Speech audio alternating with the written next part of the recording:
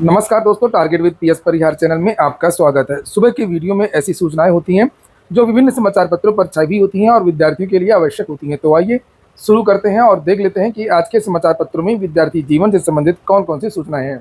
आगे बढ़ने से पहले एक सूचना उन विद्यार्थियों के लिए जो विद्यार्थी किसी भी प्रतियोगी परीक्षा की तैयारी कर रहे हैं। वे सभी अभ्यर्थी text book test based offer का लाभ ले सकते हैं, जिसका नाम है हैप्पी आवर सेल। इसमें जो इन लोगों का ईयरली पास हुआ करता है 699 वाला, उसकी कीमत मात्र 500 रुपये कर दी गई है। इसमें भी अगर आप लोग एक कोड लगा देंगे TWP परचेज करते समय तो 12% की और एक्स्ट्रा छूट मिल जाएगी। इनका जो ईयरली पास होता है उसमें आप लोगों को भारत की लगभग सभी भर्तियों के सभी मॉक टेस्ट 1 साल के लिए मिल जाते हैं।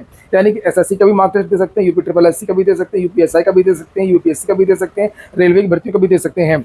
और इसमें लगभग 16 लाख से ज़्यादा विद्यार्थी जुड़े हुए हैं और 12 से अधिक भाषाओं में मॉक टेस्ट आपको इसमें मिल जाएंगे।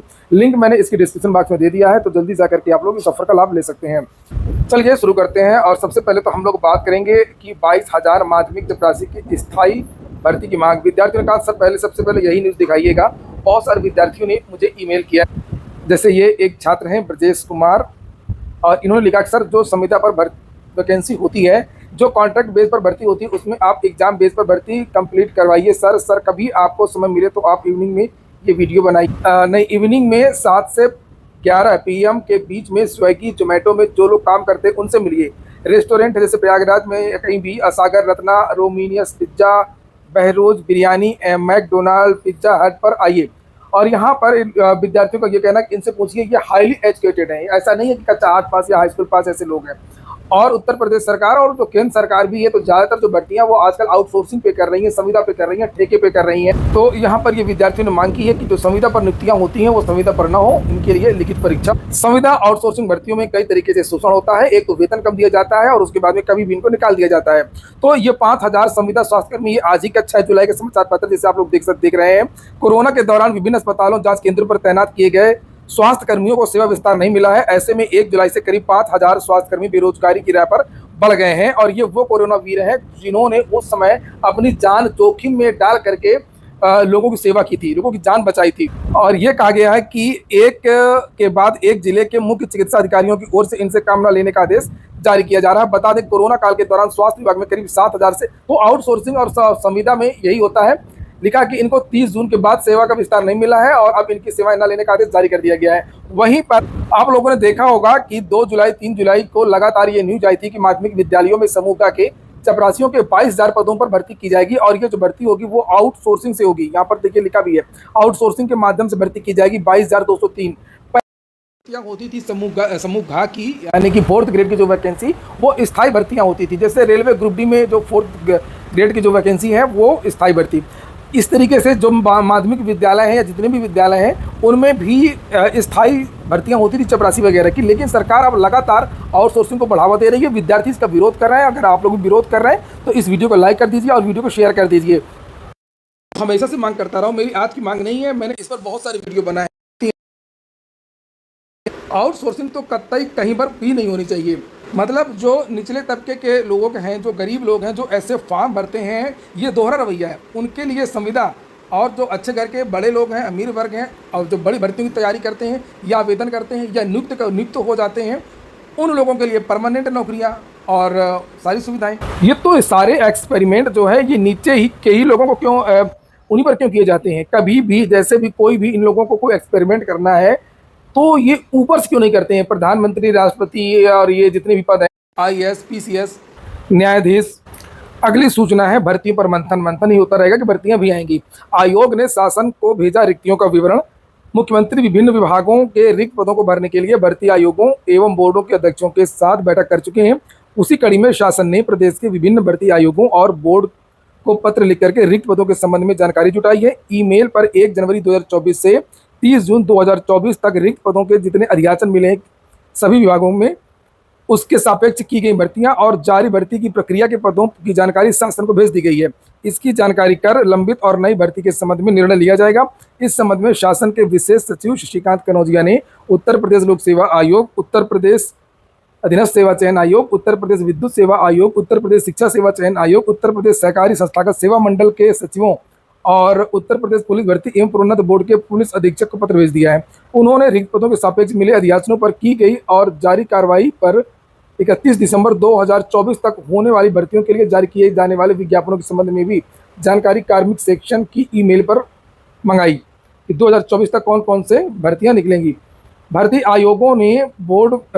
आयोग और बोर्डों ने शासन को यह जानकारी भेज दी है। 1 जनवरी 2024 से 30 जून 2024 तक पदों के कितने पद हुए और उसके सापेक्ष कितने पदों पर चयन की कार्रवाई की गई और कितने पदों पर अभी प्रक्रिया चल रही है। इसके साथ ही यह जानकारी भी ईमेल पर दी गई है कि कितने अधियाचनों के सापेक्ष वर्तमान में विज्ञापन लंबित है और क्यों। यह भी बताया कि 31 दिसंबर 2024 तक कितने पदों के लिए कुल कितने विज्ञापन जारी होने हैं। तो ये पूरा विवरण है, देखते हैं क्या होता है। यहाँ पर चुनाव की हार का जो कारण है उसका कुछ तो असर हुआ है और लेकिन इस सरकार से बहुत ज़्यादा उम्मीद नहीं है। और नीचे लिखा हुआ है कि 30 जून 2024 तक चयनित हुए अभ्यर्थियों की जानकारी भी उपलब्ध कराई गई। जुटाए गए रिक्त पदों के विवरणों से माना जा रहा है कि बैकलॉग जल्द खत्म करने के साथ ही नई भर्तियों को लेकर के तैयारी की जा रही है। देखते हैं क्या होता है। 69,000 शिक्षक भर्ती की है। अब छात्रों ने उल्टा मंत्रियों को पत्र लिखा है और ये कहा है कि आप लोग राजनीति ज़्यादा कर रहे हैं, भर्ती को कंप्लीट नहीं करवा पा रहे हैं।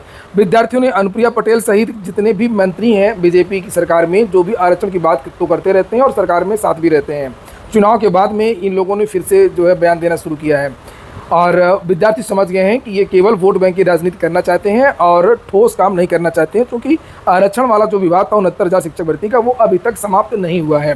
तो उसी को लेकर के विद्यार्थियों ने खुद पत्र लिखा, मंत्रियों को उल्टा लिखा। 69,000 शिक्षक भर्ती के अभ्यर्थियों ने आरक्षण में हुई गड़बड़ी मामले में नेताओं व मंत्रियों से राजनीति न करने और न्याय दिलाने की मांग की है। उन्होंने केंद्रीय मंत्री अनुप्रिया पटेल, प्रदेश के कैबिनेट मंत्री आशीष पटेल, संजय निषाद, ओम प्रकाश राजभर, अरुण राजभर को पत्र लिखा है। इसमें कहा है कि वह आरक्षण प्रभावित अभ्यर्थियों को न्याय दिलाने में मदद करें। पिछड़ा दलित संयुक्त मोर्चा के प्रदेश अध्यक्ष सुशील कश्यप ने बताया कि पत्र में स्पष्ट कहा गया है कि पिछले 3 साल से इस मुद्दे पर न्याय दिलाने की बजाय वोट बैंक की राजनीति की जा रही है। बिल्कुल सही बात है और इस मुद्दे को ना तो संसद में उठाया जाता है और ना ही विधानसभा में। इतना ही नहीं, आज तक इस मुद्दे को लेकर के आरक्षण पीड़ित अभ्यर्थियों की मुलाकात मुख्यमंत्री से नहीं करवाई गई है। अगर इस मुद्दे पर राजनीति नहीं होती तो आप निस्तारण करने के लिए प्रयास करते तो ऐसी स्थिति नहीं होती।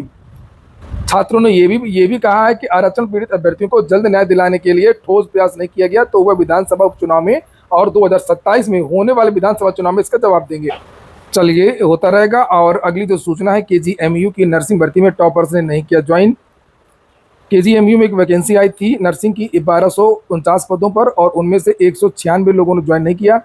सबसे बड़ी बात यह है कि इसमें जो टॉप 10 के जो विद्यार्थी थे उसमें भी लिखा है कि 2 विद्यार्थी वो भी थे जिन्होंने ज्वाइन नहीं किया है। तो थक हार कर यूनिवर्सिटी को फिर से एक वेटिंग लिस्ट जारी करनी पड़ी है जिससे जल्द से जल्द भर्ती की प्रक्रिया पूरी हो सके। नीट PG अब 11 अगस्त को होगी। इलाहाबाद विश्वविद्यालय स्नातक में आज से विद्यार्थी रजिस्ट्रेशन करवा सकते हैं। CUET के तहत UG पाठ्यक्रमों के लिए 2 चरणों में पंजीकरण होगा। 20 जुलाई तक होगा रजिस्ट्रेशन। प्रवेश प्रकोष्ठ ने निर्देश जारी कर दिए हैं। ईश्वर शरण डिग्री कॉलेज में पंजीकरण कल से होगा।